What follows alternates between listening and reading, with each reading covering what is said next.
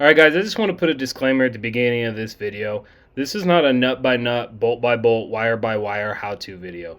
Honestly, this job is a big job with lots of moving parts, and if you're the type of person who's looking for a nut by nut, bolt by bolt on how to do this specific job, it's probably a job you shouldn't be tackling. I mean, you can cause a lot of other issues if you're not really know what you're doing, and it can be pretty complicated, and if you get so far and you get stuck, I mean, that could be an even bigger problem. So this video is aimed towards somebody like me who thinks they're highly mechanically capable and kind of knows what they're doing, but just wants a little bit of, that I've seen this before, or can get the highlights and the checkpoints and the gist of the job. That's who I made this video for. So just a heads up before you go watch the rest of it and get pissed off that I might have skipped a bunch of steps.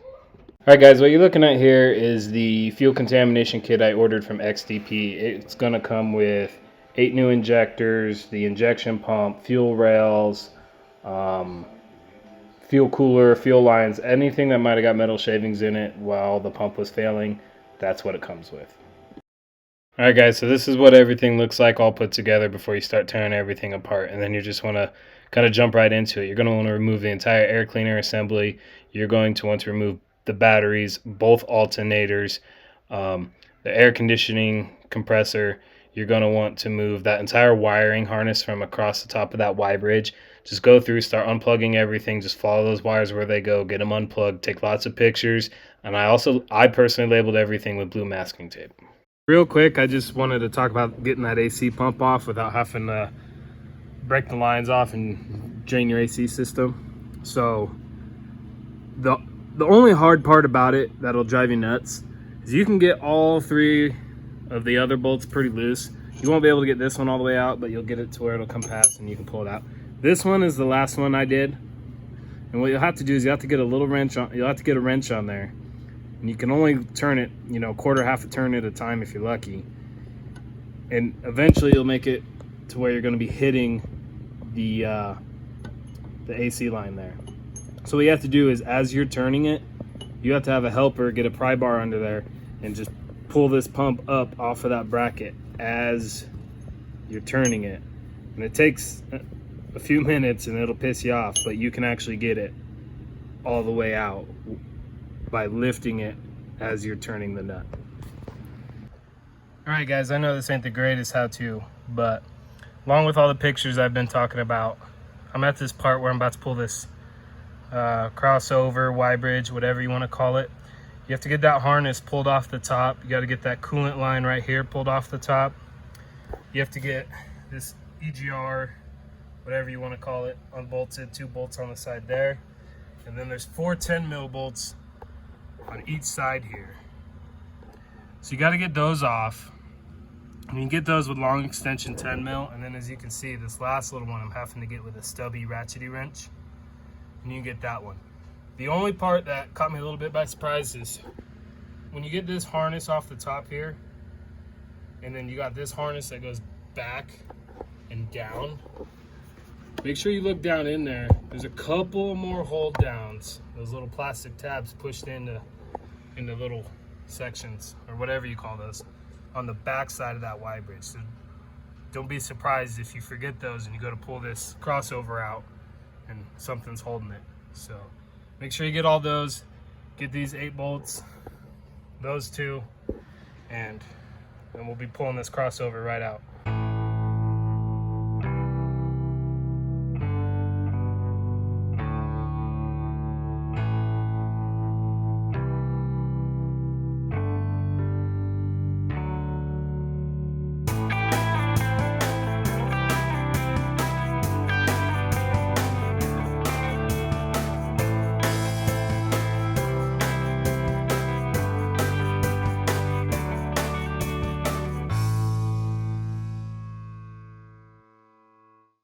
All right, so here's where we're at.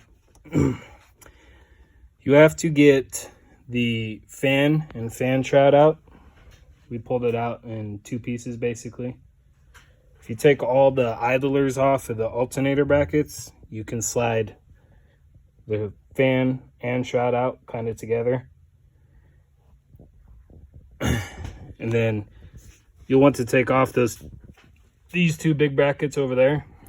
There's one on each side for each alternator. This side's pretty easy. You just take off the glow plug module. There's two wires clipped to the bottom of that bracket, and then it's these 3 studs and 2 bolts, and it just comes off.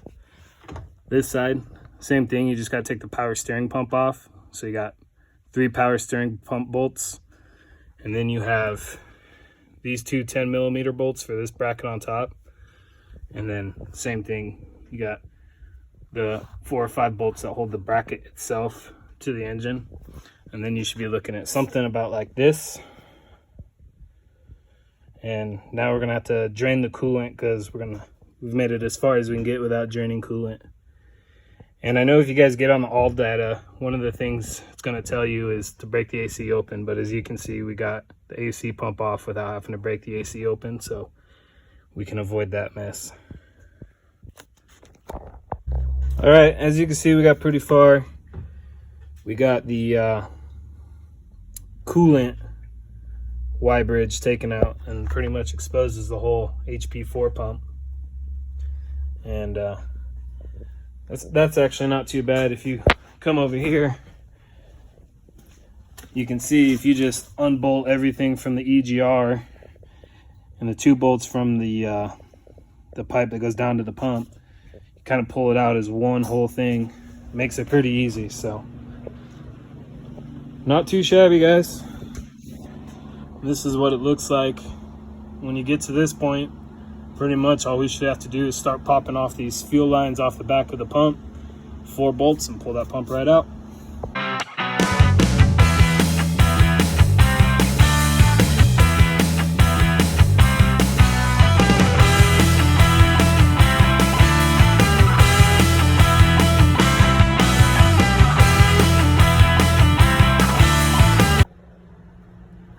All right, guys, as you can see, the CP4 was out.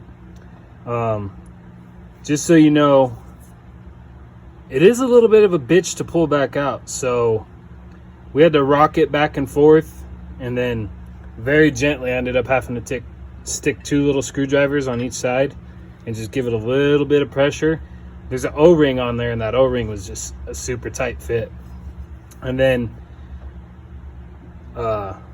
yeah, that's about the only tricky part we encountered, aside from moving all the fuel lines that go to the injector.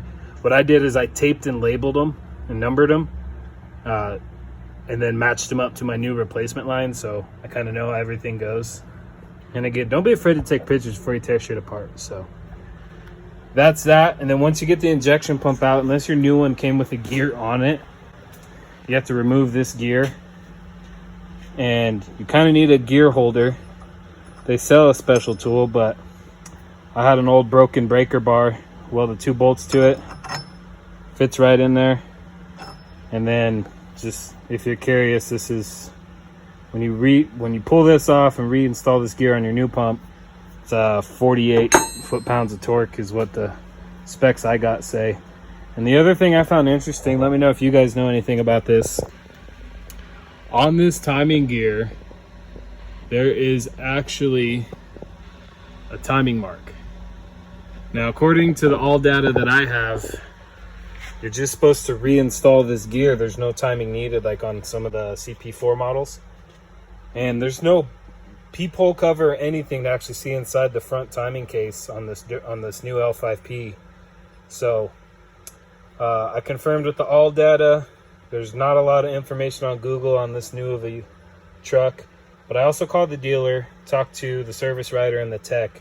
They also assured me there's no need to time these new pumps. Just slap them in and give them hell, I guess. So I'll try to get a little more video on the install, but there you go, guys. It's not horrible. It's out, it's removed, and getting ready to assemble the new pump.